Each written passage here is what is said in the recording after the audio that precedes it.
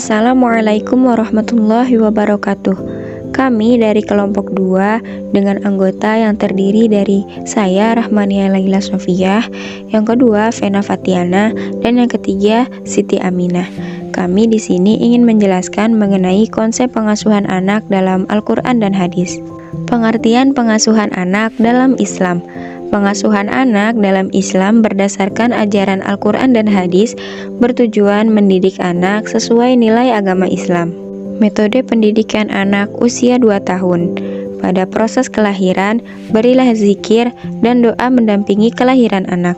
Pada hari pertama kelahiran, lantunkanlah azan di telinga bayi. Pada hari 7 kelahiran, ada beberapa langkah-langkah yang bisa diambil oleh orang tua. Langkah-langkah pada hari ke-7 kelahiran. Berilah nama yang baik pada bayi, cukur rambut dan sedekah, laksanakanlah akikah untuk mengumumkan kelahiran, melatih kedermawanan, dan mendekatkan bayi pada Allah. Susui bayi sesuai hak dan kewajiban Islam. Metode pengasuhan anak. Yang pertama, contohkan perilaku baik. Yang kedua, pilih waktu tepat untuk nasihat. Yang ketiga, adil dalam kasih sayang. Yang keempat, penuhi hak-hak anak. Yang kelima, berdoa dan hindari doa buruk. Yang keenam, bantu anak taat dan berbakti. Aspek pengasuhan anak dalam Islam. Yang pertama, pendidikan psikologis dan mental.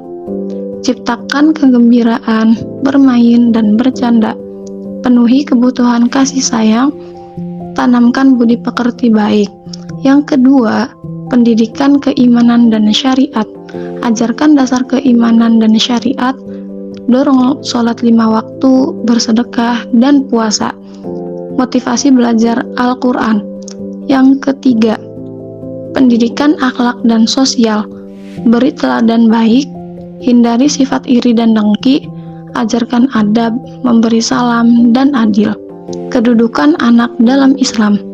Menurut Undang-Undang Nomor 21 Tahun 2007, anak adalah seseorang yang belum berusia 18 tahun. Yang kedua, menurut Undang-Undang Nomor 10 Tahun 2008, definisi anak hingga usia 17 tahun. Selanjutnya, ayat Al-Quran tentang anak. 1. Quran Surat Yusuf ayat 13 yang berisi tentang cinta orang tua pada anak.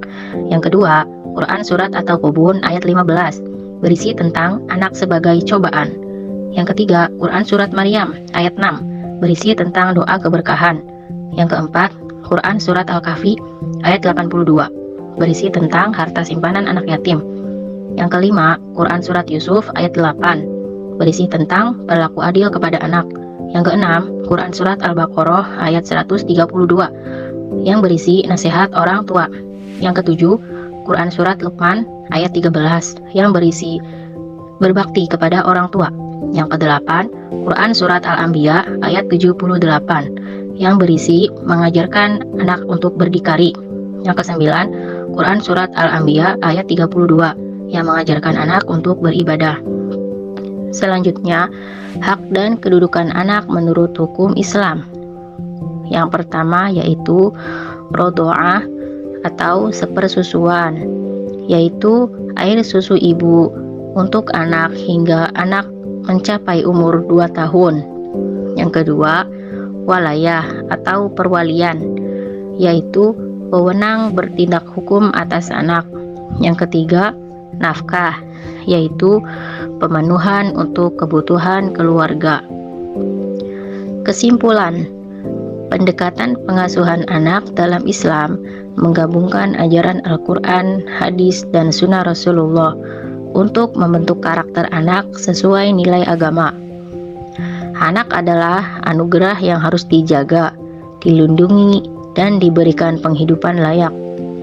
Hak-hak anak dalam Al-Quran mencakup rodo'ah, hadonah, walayah, dan nafkah.